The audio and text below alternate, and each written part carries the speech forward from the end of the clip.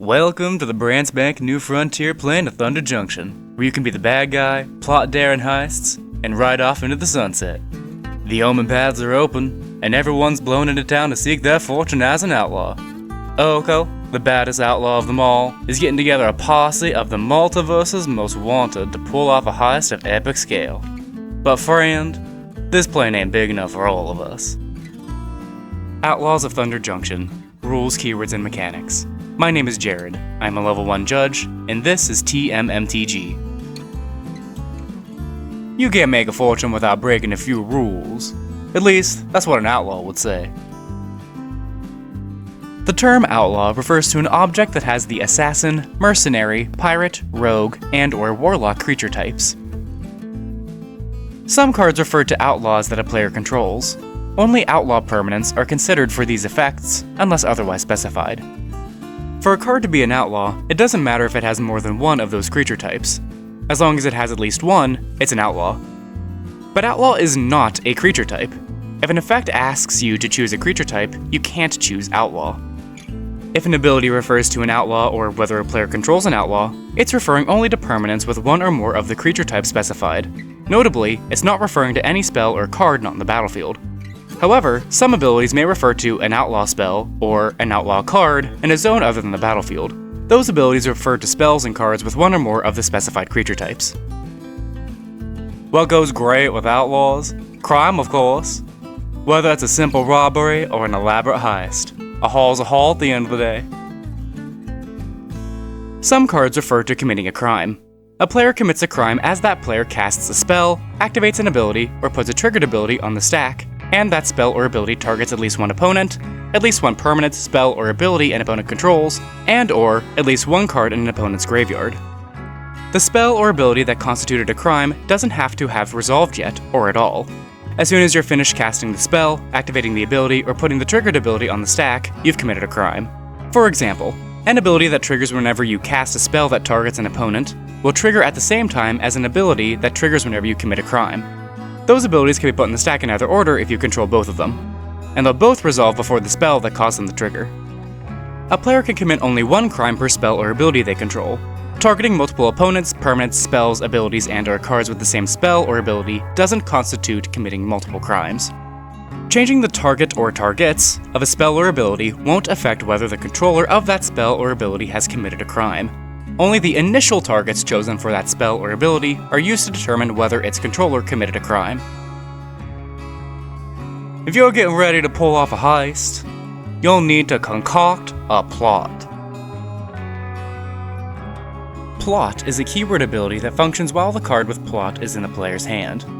Plot cost means anytime you have priority during your main phase while the stack is empty, you may exile this card from your hand and pay cost.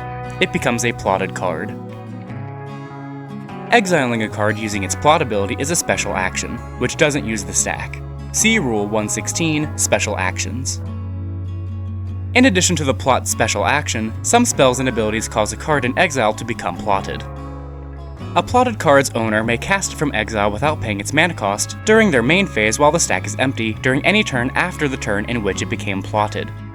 Casting a spell this way follows the rules for paying alternative costs in Rule 601.2b and 601.2f through h.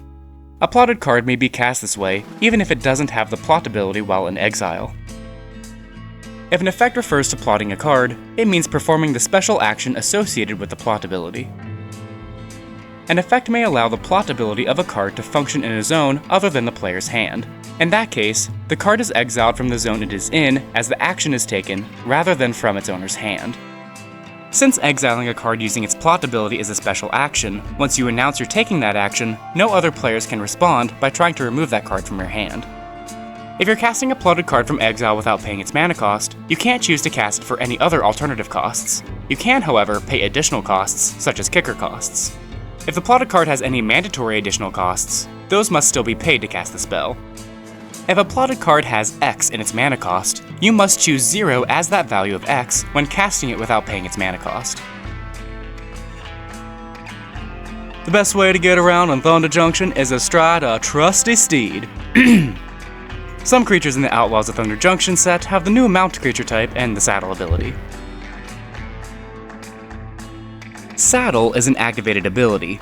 Saddle N means tap any number of other untapped creatures you control with power N or greater.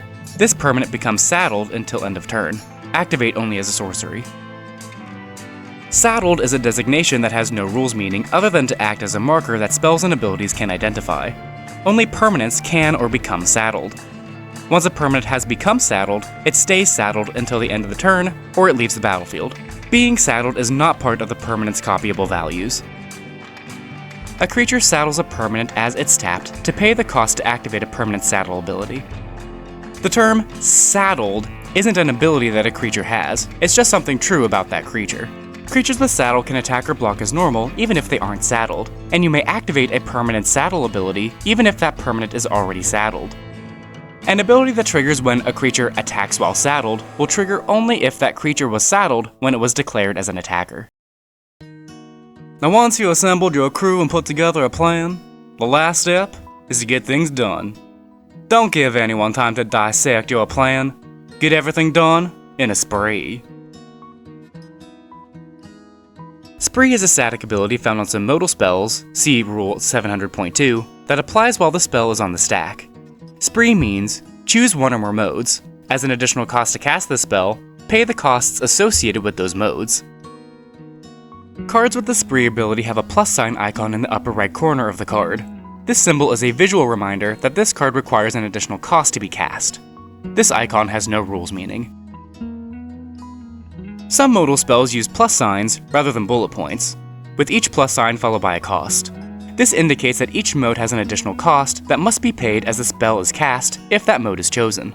If more than one such mode is chosen, all additional costs must be paid to cast that spell. Paying these costs follows the rules for paying additional costs in Rule 601.2b and 601.2f through h. You must choose at least one of the listed modes and pay its associated additional cost in order to cast the spell with Spree. You get to choose the modes as you cast the spell with Spree. Once the modes are chosen, however, they cannot be changed. If a mode requires a target, you can select that mode only if there's a legal target available. You'll ignore the targeting requirements for modes you don't choose.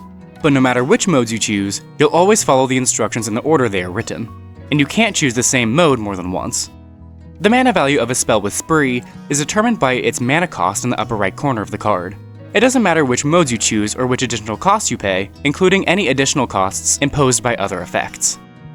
No player can cast spells or activate abilities in between the modes of resolving a spell. Any abilities that trigger won't be put into the stack until the spell is done resolving. If the spell with Spree is copied, the effect that creates the copy may allow you to choose new targets, but you cannot choose new modes. If all the target for the chosen modes become illegal before a spell with Spree resolves, the spell won't resolve, and none of its effects will happen. If at least one target is still legal, the spell will resolve, but will have no effect on any illegal targets. If an effect allows you to cast a spell with Spree without paying its mana cost, you must still choose at least one mode and pay the associated additional costs. On Thunder Junction, settlements are dotted across a large expanse of hot, dry desert. Be prepared for danger as you cross. Desert is a land subtype with no special meaning. It doesn't grant the land an intrinsic mana ability. Other cards may care about which lands are deserts, however. For example, Colossal Rattleworm has Flash as long as you control a desert. The Outlaws of Thunder Junction release includes a cycle of 5 lands, originally from Kaladesh. If one of these lands is your first, second, or third land, it enters the battlefield untapped. If you control 3 or more other lands, however, it enters the battlefield tapped. If one of these lands enters the battlefield at the same time as one or more other lands, it doesn't take those lands into consideration when determining how many other lands you control. An ancient vault has been discovered in Thunder Junction, and it's rumored to hide untold riches and power. Everyone wants a slice of the pie, but Oko and his rip-roaring team aim to be the first inside. Oko's son Kalen has at last tracked down his wayward father, but his schemes threaten to sweep Kalen into the role of a villain.